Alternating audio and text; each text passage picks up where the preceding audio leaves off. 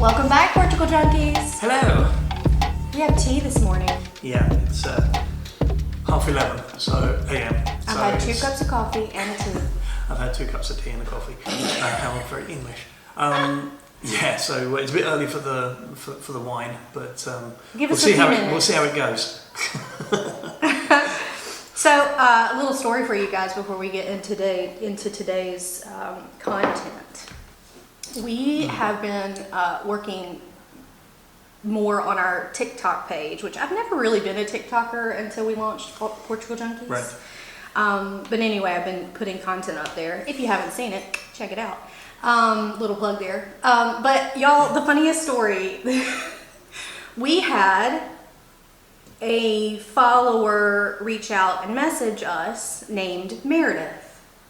And she sent me a message. Which is freaky enough in itself. Really? Well, we don't hear it often. You don't hear Meredith very often.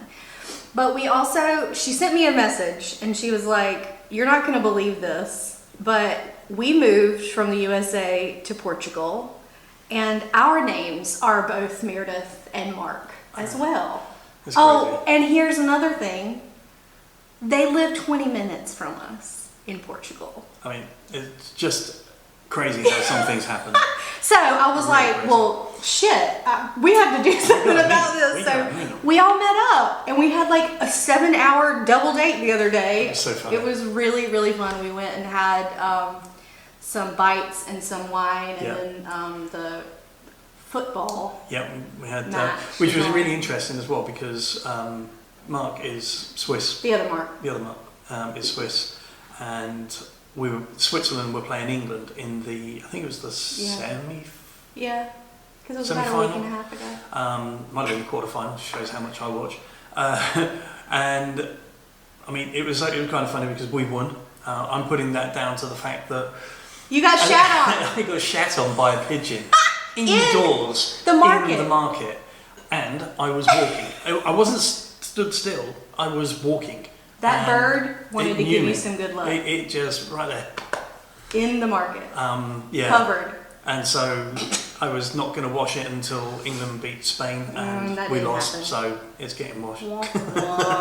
Anyway, that's our story of the day. I had to share that with you guys because I just think it just kind of goes to show you that, you know, if you're worried about coming over here and not being able to form community, you absolutely can. You just have to be willing to put yourself out there. You've got to be willing to just step out a little bit. And if it makes you feel uncomfortable, then that's clearly something new. You should probably do it. And you should probably do it. That's because the worst that's going to happen is you just don't do it again. So shout out to Meredith and Mark, not us, our friends. Other ones. Who may be listening, who knows. But we're excited. We're excited to see them again. So it was a good double date. That was fun. So anyway. Yes. All right, so we're here today because we felt like we needed to have some sort of response or discussion. Explore an emotion or a feeling of about all the stuff that's been going down in the U.S. and most recently what happened at the Trump rally on this past Saturday, July 13th. Yep. And honestly, we went back and forth about this. Of whether or not to create an episode about this, because the last thing I want to do is create a more polarizing environment. And then at the same time, I'm so mad. Right. I'm so mad over the past 9 years of experience that sometimes I want to throw my hands up in the air and just say, screw it. And be as open as I can about my opinion about things. And so I feel like I've always been that person in this situation. I mean, some would look at me and say I'm a loudmouth about it. But in comparison to others, I would think not so much. Mainly because I don't love conflict. And I especially don't love conflict with people that I care about and people that I've grown up with. And when you're on opposite sides of the line, sometimes that's really hard. Yeah. But we're like in this for years, you guys, in the U.S. And you know, I still have PTSD from 2016's election. If you know anything about me, you know where I fall on the spectrum and have fallen the entire time.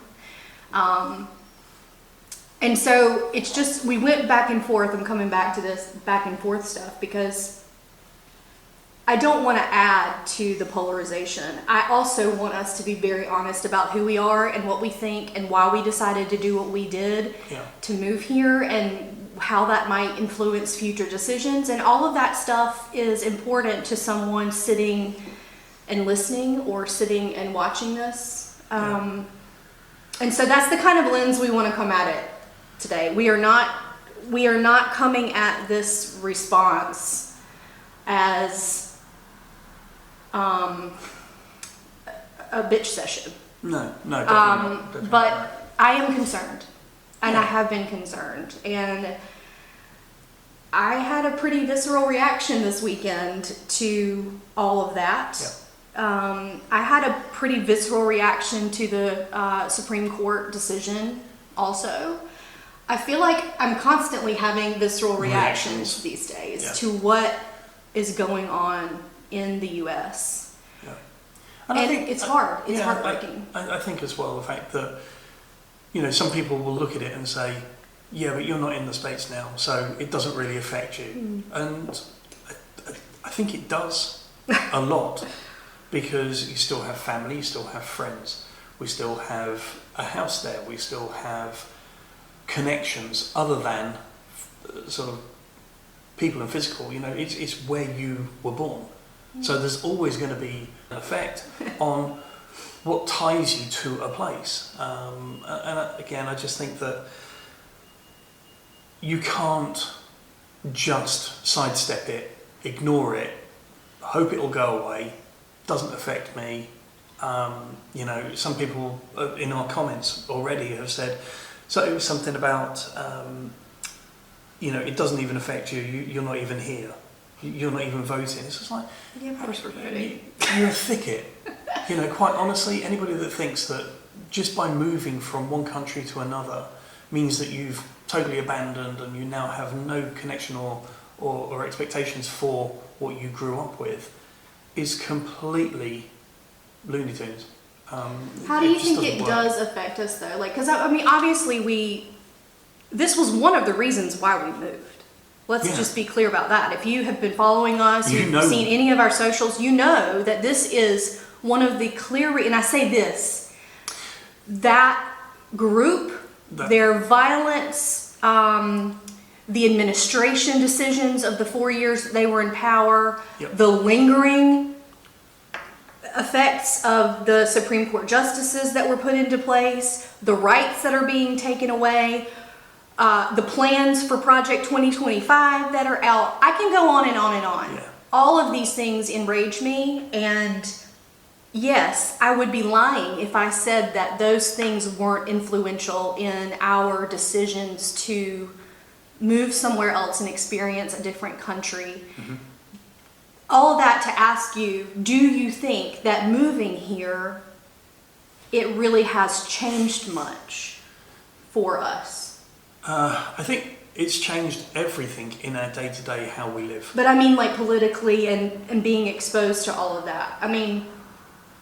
For me, it seems like we have obviously changed our consumption of what is happening over there. I feel like when you sit in the US, you're just inundated with it constantly. And you can control some of that on your own. And before we left, we were already doing that because it weighs on me a lot. And I can't pick it up and put it down as easily as other people. Here, I do feel like our consumption is different because we're not turning on the news every day, right?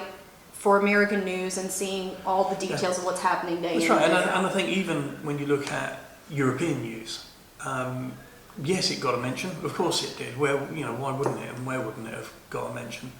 But not to the same sort of regurgitation and bias. 24-hour cycle of how we reword the same sentence 10 different ways just to keep the news cycle going. And that is something I see as so different over here. It's not ignoring the problem, but it's not fueling the rhetoric and some of the commentary. So again, ultimately, moving here has changed how we live because it's not in our faces all the time. And I think the other part of this, and the part that drives me insane about our lack of being able to get our shit together on better gun control in the US, I'm sorry, this is a byproduct of all of the decisions and all the hurdles that have been placed in front of the efforts to try to get better gun control happening in the US. This has been for years. It has, years of course years. it has. But now you've literally had a former president shot at his own rally. Mm-hmm. And so let me be clear. I am not condoning any of it. I'm not going to sit here and be happy about any of this. No, it is not at all. It made me disgusting. sad. Yeah. It made me sad. And some people might look at me and be like, why are you sad if you're such an opponent of him? Like if you're so against him. You can you can disagree with somebody. It doesn't mean you want them like. Right. Not around. Listen, I'll be honest with you. If the worst had happened on Saturday, we would be in a worse spot today, for sure. because all hell would have broken loose. I would agree with that. So never am I going to wish that. But I just, the safety issue, it was a problem for us as well. And so I'm trying to pull all of this back to, the way that, I'm just going to say that group, because I'm just done with it. It's like Voldemort. The way that group has been proponents for violence for the past almost decade. Mm-hmm. And then all of a sudden we have something violent happen at one of their own rallies. Yep. To me is just one of those things where I wish that they would have a moment Of realization. It's not enough that the third graders were killed. It's not enough about Sandy Hook. It's not enough, but gosh, if we have a former president injured, are we going to do anything about it now? And I'm just bringing this back to this. I said I wasn't going to go off, but I can't help it, you guys. It's a safety problem for me. And it was one of the number one reasons why we moved here. Portugal is the 7th safest country in the world. Have I felt threatened once here? No. Have I, just knowing that there's very few guns even around. Yeah. There's a comfort level there, and I'm not ignorant to the fact that there's crime. Of course there is. You're never going to get away from Of course there is, and we live in the second biggest city. Right. But it doesn't seem so in your face. As a woman, I feel worried about walking outside when it's nighttime. All of those things. I don't worry about going to be in big groups here. Yeah. These are the effects positively and the reasons why we were frustrated in the US in a lot of cases that relate to some of the stuff that's been happening recently in the US. Yeah. And just to score on that from a safety point of view in Porto, I think since we've been here, I think I can probably count legitimately on one hand that being the most amount of times I've ever seen a police car, blue light in, two tones, going around a town. Whereas back in the US, it's like, okay, I can count on one hand this morning how many times I saw or heard a police car doing something in a big city. I'm not talking we're about in Charlotte. rural, yeah. It's not the safest place in the first place. But that's the point. It's you can't compare the two places. I know that. I get it. But you can still take a litmus test of like, well, it doesn't happen the same way in the two places. But no, I mean, in terms of safety, when you take the dog out at night at 9:30, quarter to 10 o'clock at night, it's dark. The streets are lit. There's absolutely no worry. It's not being ignorant to the fact that something might happen. Doesn't feel like it's and you're not drawn into this whole laissez-faire of, well, that's fine, nothing will happen. Yeah. But and you're still going to have your wits around you. Of course you are. I am, because I'm a woman and I've been ingrained to be that way. You know why? Right. Because I grew up in the US. Right. That's the truth. I'm not disagreeing with any of that. I'm not. Because Let's be honest. It's just such a shame. It really is. All of this to say, you guys, here's the thing. We are not trying to make this in Portugal Junkies all about a side or a color or a political affiliation, but we're going to be who we are. Right. I'm sorry. And if you don't like it, then you can move on to the next It's episode, probably the next not, podcast that you want to watch. or somebody else that might align with you better. I am not going to edit anymore. Yeah. I'm done with it. I have felt like I have been back and forth for the past decade about what I can say, what I shouldn't say, what I should add to, or what I shouldn't add to when it comes to the, like, very democracy that our country was built on. That is what is at stake, and I'm not trying to be alarmist, I'm trying to be real. Yeah. And that's how it is. So I'm not trying to, like, well, maybe I am. Maybe I am. If you guys don't like this kind of content, move along. But I want to be who we are, and I want to make sure that we are responding as we would because of the decisions we've made to move over here. Yeah. And I think it would, it wouldn't sit well, certainly with me, and with you, I don't believe either, that something as big as what has happened just doesn't get spoken about, or gets a glance or a check over the shoulder of, oh, that happened, yeah, that was bad.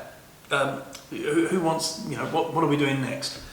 And I think it affects us. Yeah, to not address it, or to at least to not acknowledge it, that it does affect us. Yes. And it will affect as you. said, we want to be, we know what side of the line we are. We also know what side of history we want to be judged for us. Yep.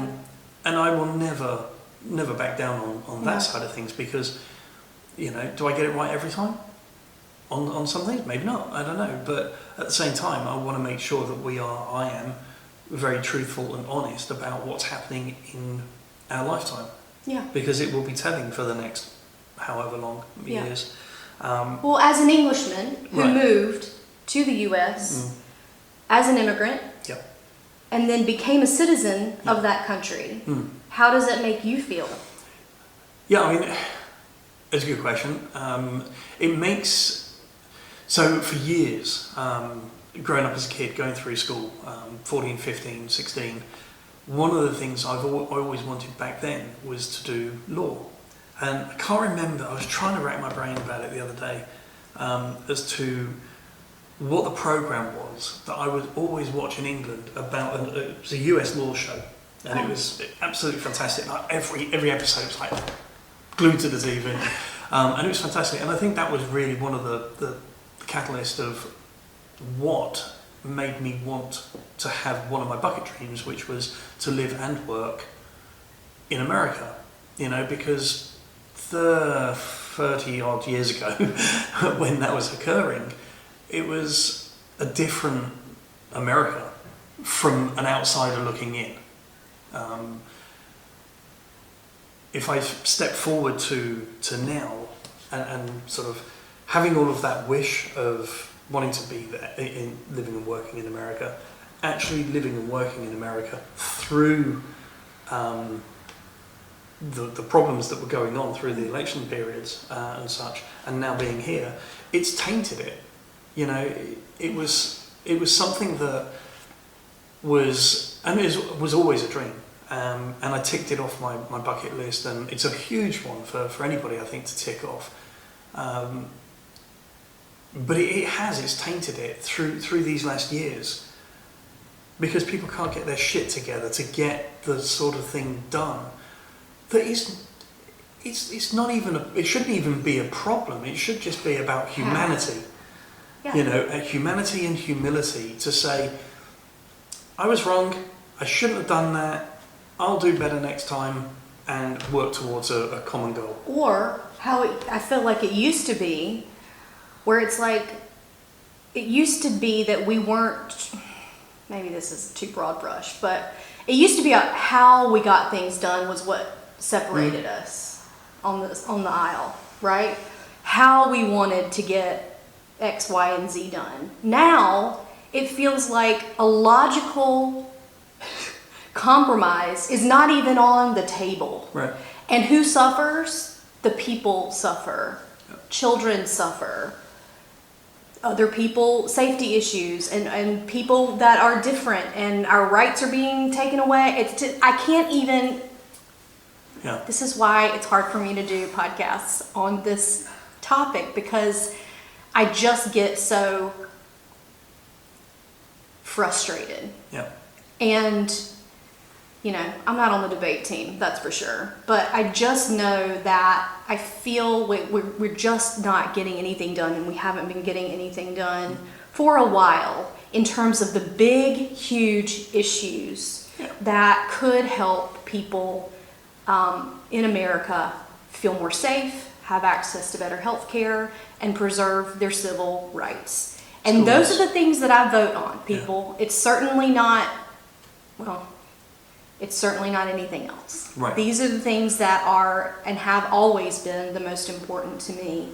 And that is why I vote the way that I do. And I guess I wanted to make sure that we are clear about who we are. Yep. We are clear about how we feel. We're open to other people's opinions about stuff, but I also believe that, like, it's gotten to the point where it's so illogical, the things that we are fighting about in the U.S.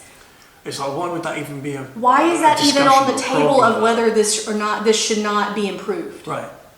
How can you say that, you know, this gun law is absolutely fine, is you know, amendment rights and All such of like. it. It's just like, And so it's crap. it is crap. And again, I wanted to bring this to the table to talk about today, but through the immigrant lens, because we are now immigrants in a country that is certainly not perfect, but it absolutely solves some of these concerns for us that are not getting solved in the US. And it's hard to even think in my lifetime at this point anything is going to be resolved or better. And I hope that it is, but it is very defeating. And I get it, where people are just like, what can I do? I'm one person. I mean, I literally got reamed the other day by some keyboard warrior talking about how, like, oh, you just ran. Yeah. There's so much more to it than that. And I mean, we get that question all the time, and this is what I wanted to bring up here is, you know, how do you think this is going to affect future decisions for us?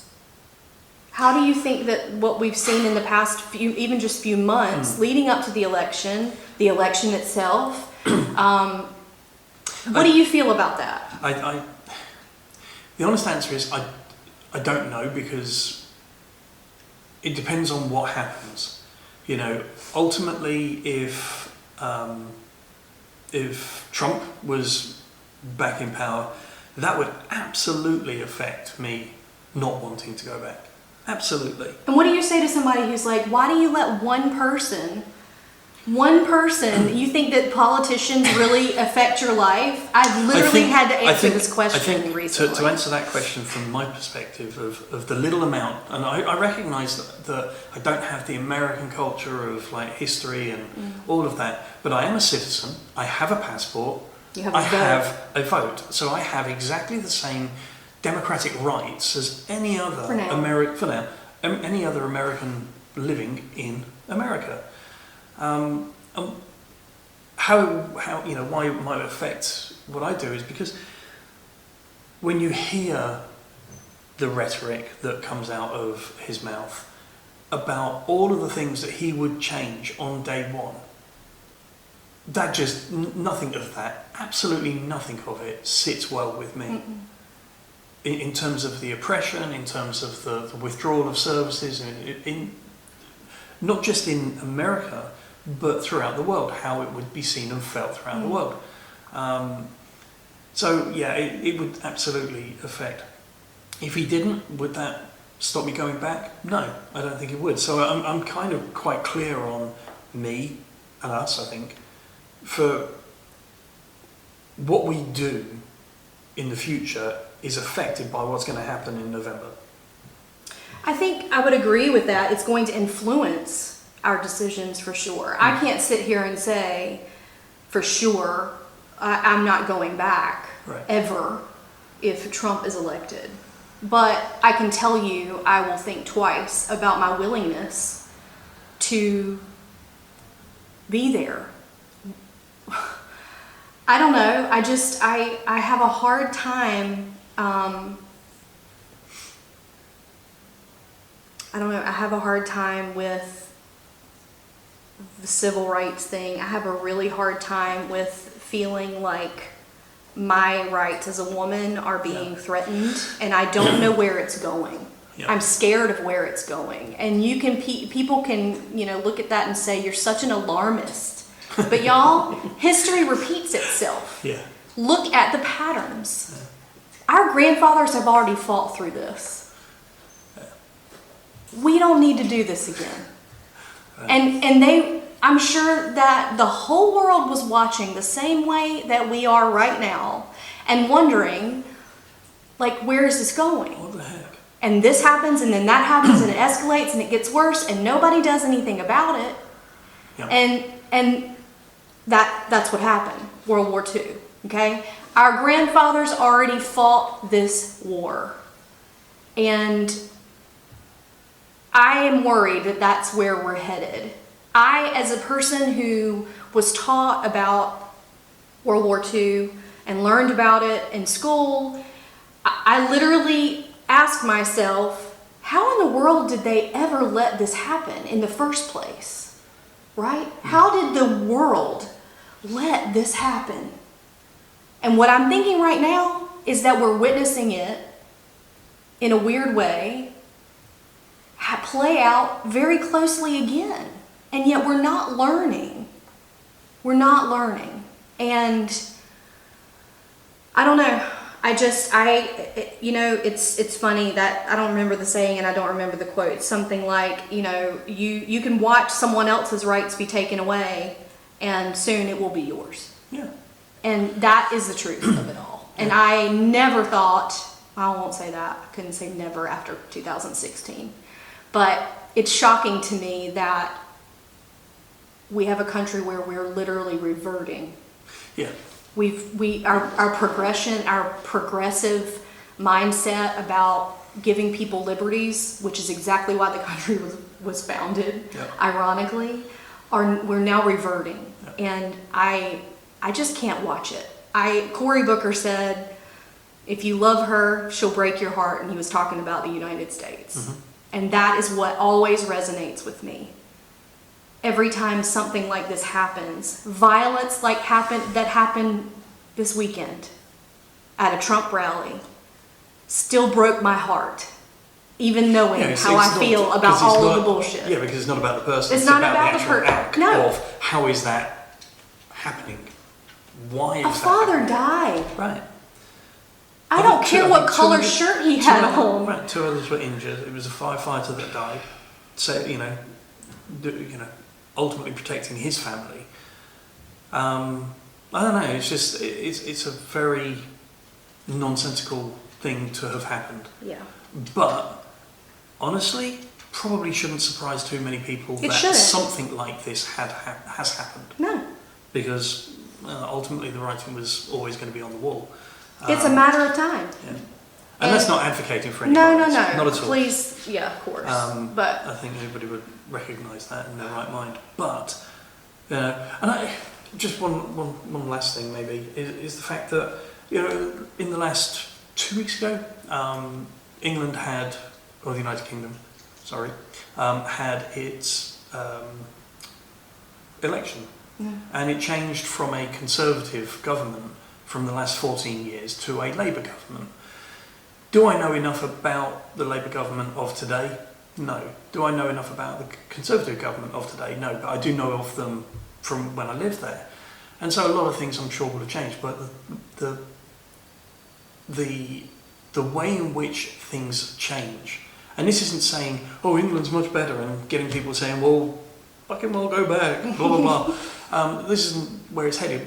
The point I'm trying to get at is, it is possible to do the right thing in the right way without violence and handing the keys of Downing Street over to the next person within 12 to 24 hours, I think it was, and start again.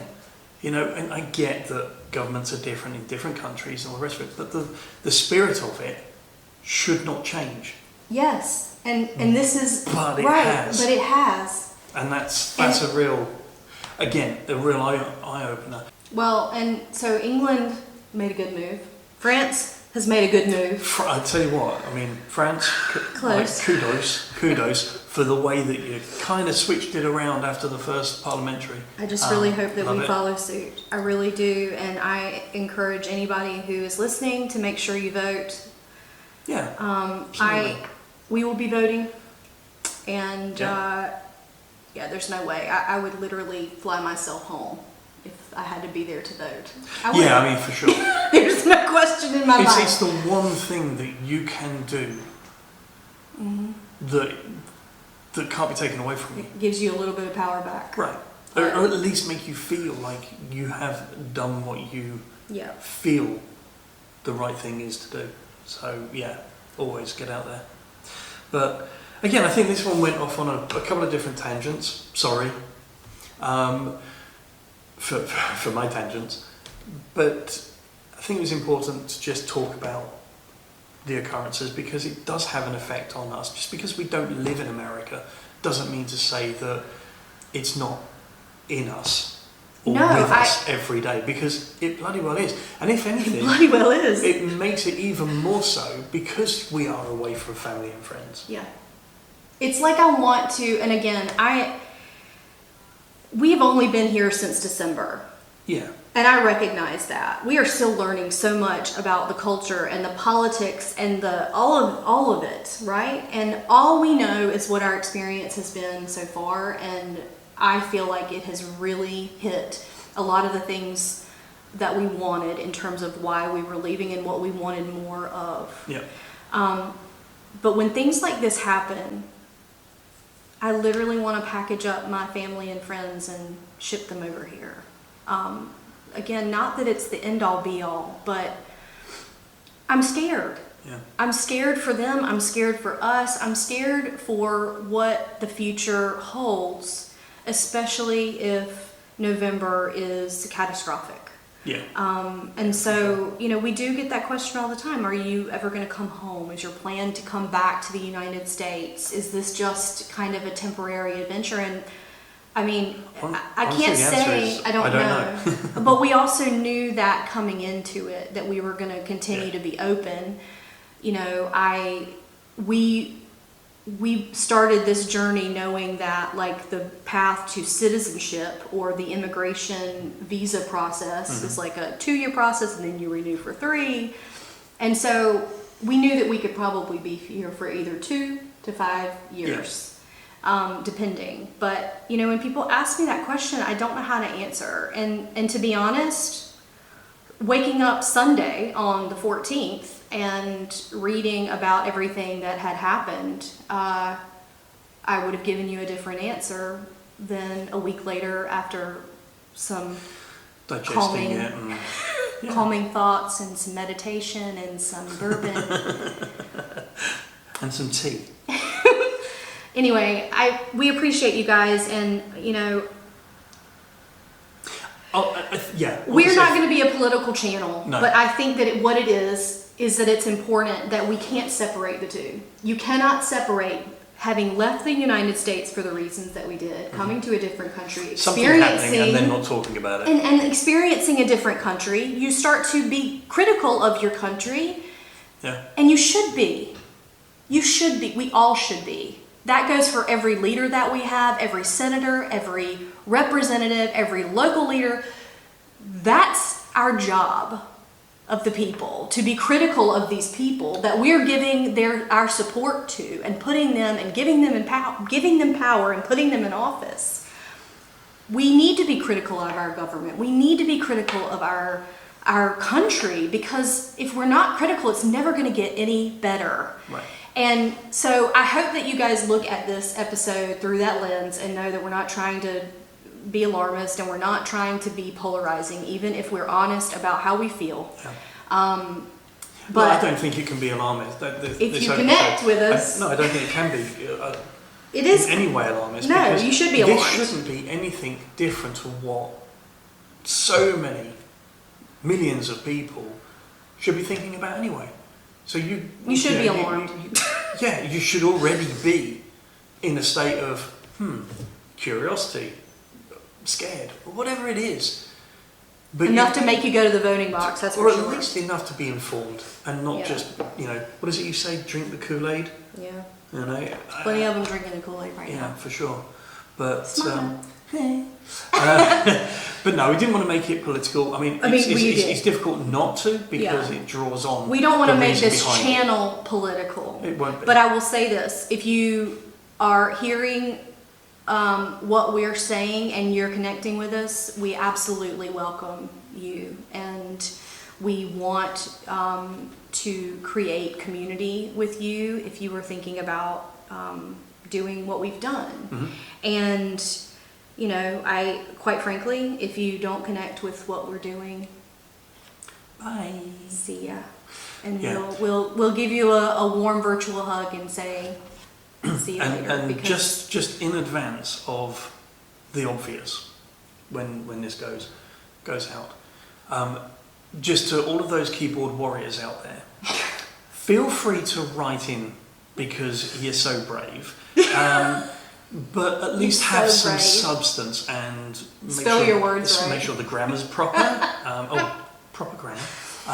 Can you do us a favour and just at least so that we don't have to try and work out what you're saying? Oh my God, I've taken a beating the past couple weeks from people, and Mark is trying his best not to be defensive of me, and I just go to sleep. It's fine, whatever. Yeah.